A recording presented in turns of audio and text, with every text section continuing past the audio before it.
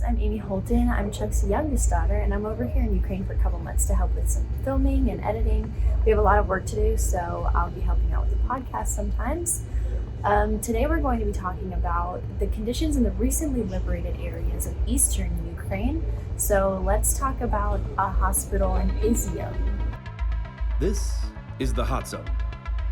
Engaging with the news in a whole new way, international war correspondent Chuck Holton brings insight into areas of crisis and lets you help those affected.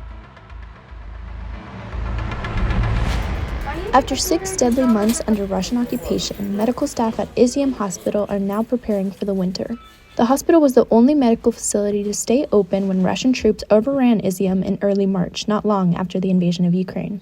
Surgeries moved down to the hospital basement in the war's early days to avoid airstrikes and artillery shells. The handful of doctors, nurses, paramedics, and pathologists who stayed during the occupation found ways to accommodate the Russians in their midst.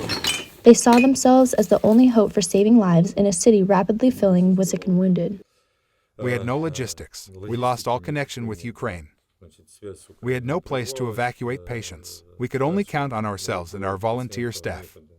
The surgeon's home was destroyed in the fighting in July, so after that he lived in the hospital basement. When the bombings tapered off and the Russian forces assumed firm control of the city, Dr. Kuznetsov found a makeshift home outside a compound and moved operations up to the ground floor. That's where he works to this day, in the only wing with reasonably solid walls and intact windows. When the thermometer dips below freezing again, he expects he'll shift everything down to the basement, where the temperatures are cold but stable. Izium returned to Ukrainian hands last month during a counteroffensive, but the scars from what happened there, from the buildings to the people who provided and received care, will take much longer to heal. Kuznetsov still struggles with his memories of injuries from bombs, bullets, shrapnel, and of people who arrived with wounds they refused to explain, but which looked like torture.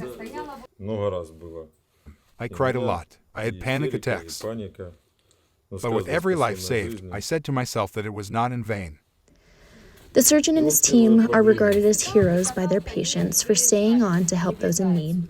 Vadim Nazarov, an Izium resident who was treated at the hospital, is full of praise for the staff who stayed despite the intensity of the fighting.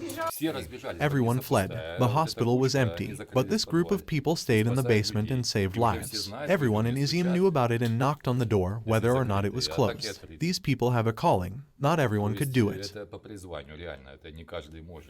We're here to tell the stories of people who are suffering in this war. If you're interested in following along, hit subscribe and share the podcast with a friend. There's also more information over at chuck.locals.com, so check that out, and thanks for watching.